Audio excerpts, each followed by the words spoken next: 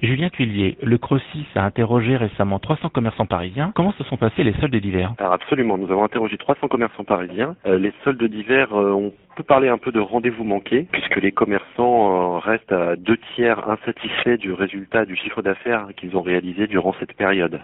Ceci s'explique par le fait que le chiffre d'affaires réalisé durant ces soldes d'hiver est inférieur à celui de l'an dernier, pour près de 2/3 d'entre eux. Le panier moyen a baissé, comment peut-on l'expliquer? Alors effectivement, le panier moyen est en baisse pour la moitié des commerçants, c'est-à-dire que les clients maintenant recherchent en permanence les petits prix et ça a un impact important sur les paniers moyens qui ont été observés auprès des commerçants que nous avons interrogés.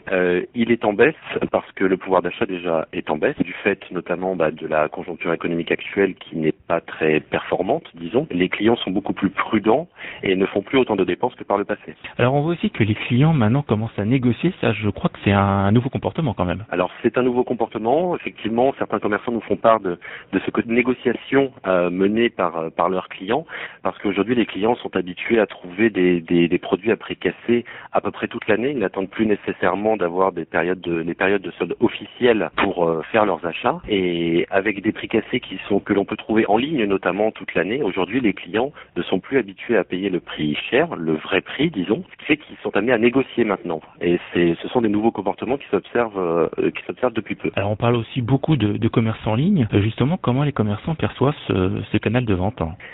Comme une vraie concurrence.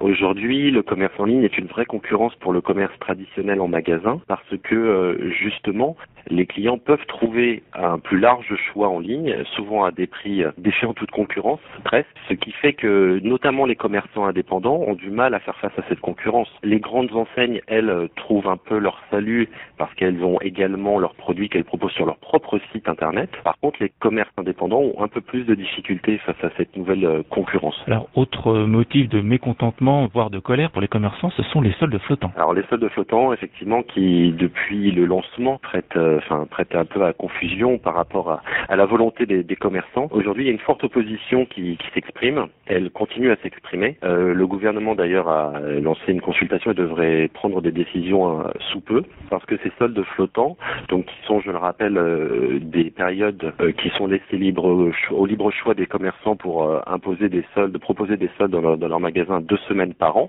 Aujourd'hui, et encore une fois, on retrouve l'opposition des commerçants indépendants qui n'ont pas la visibilité ou la possibilité de gérer leur stock comme des grandes enseignes qui, elles, peuvent mutualiser notamment leur stock.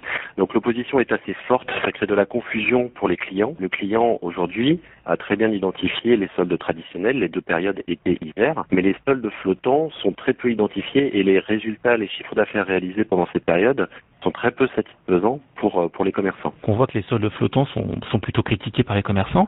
Les ventes privées, est-ce que ça reste un outil efficace pour ces professionnels?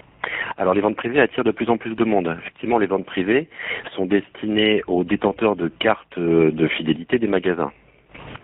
Donc ces ventes privées aujourd'hui attirent de plus en plus de clients puisque ce sont des produits qui sont proposés à des niveaux de remise qui sont pratiquement les mêmes que pendant les soldes officielles. Mais généralement, ces périodes de vente privée sont proposées légèrement en amont des périodes de soldes officielles. Cette année, on a constaté que plus de la moitié des ventes privées proposées étaient entre Noël et le début officiel des soldes. Elles attirent de plus en plus de monde. Les commerçants sont généralement satisfaits, même si cette année, disons que les résultats sont un peu plus mitigés. Mais ça reste un outil efficace pour les commerçants pour accaparer, disons, leur clientèle fidèle pour qu'elle puisse dépenser avant tout le monde. Les soldes officiels étant plus à destination d'une clientèle de passage. Donc oui, les ventes privées constituent un outil efficace, mais posent clairement la question du devenir des soldes traditionnels.